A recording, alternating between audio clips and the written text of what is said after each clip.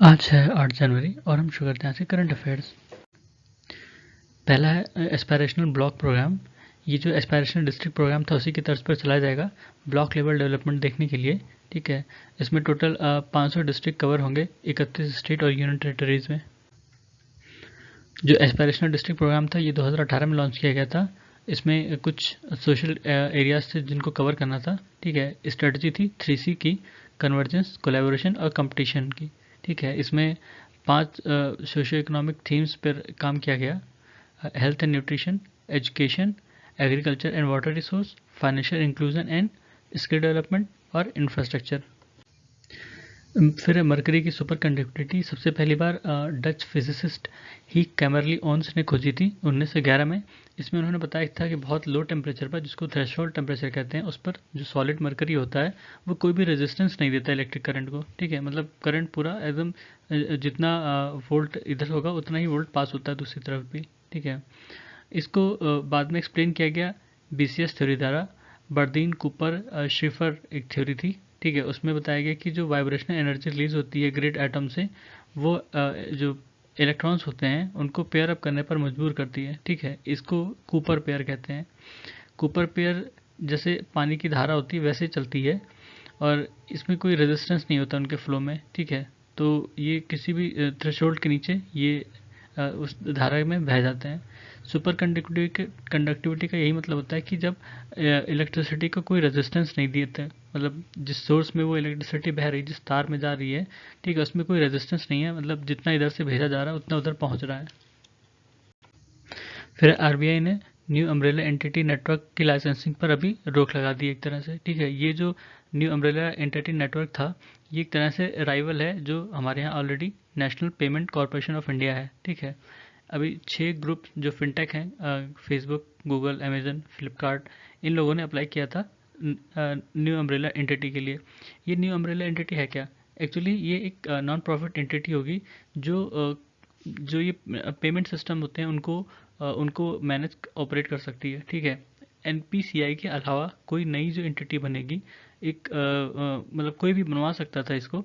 Companies act 2013 के तहत वो रजिस्टर कर सकते थे और ये सारी चीज़ें वो कर सकते थे। ठीक है, अभी अपने यहाँ सिर्फ NPCI ये करती है जो कि बैंक द्वारा ओन की जाती है, नॉन प्रॉफिट एंटिटी है।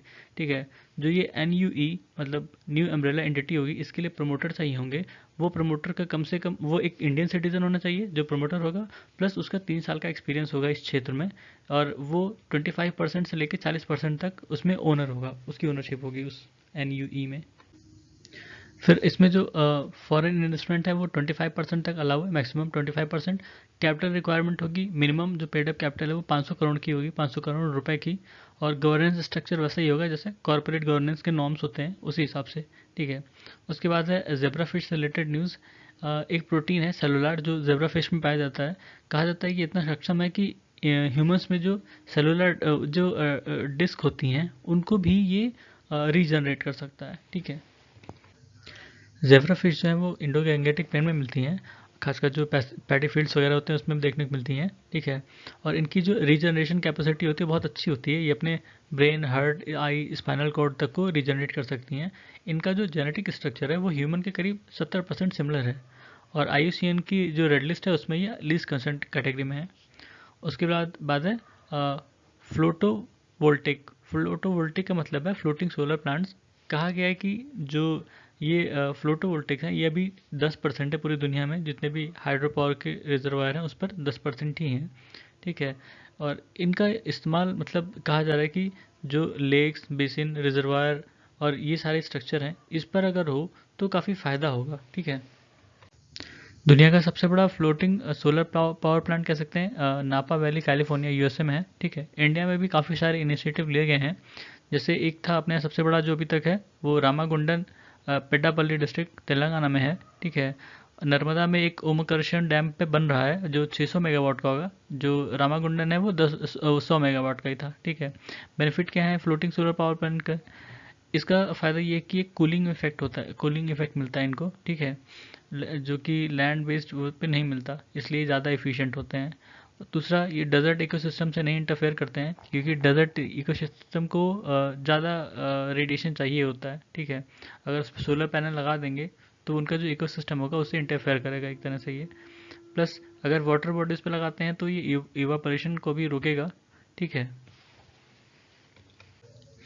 फिर living root bridges of Meghalaya, ठीक है। मेघालय में इनको जिंगेनजिरी कहा जाता है और यूनेस्को की वर्ल्ड हेरिटेज साइट में ये इंक्लूडेड है, ठीक है।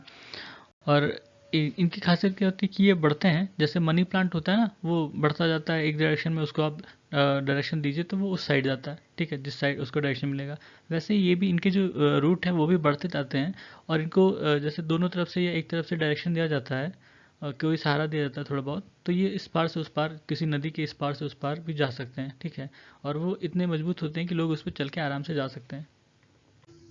फिर वीर गार्जियन, ये इंडिया और जापान के बीच में जॉइंट एयर एक्सरसाइज होगी, ठीक है। उसके बाद इंटरनेशनल काइट फेस्टिवल 2023, ये अहमदाबाद में होगा। इसकी थीम होगी one earth one family one future.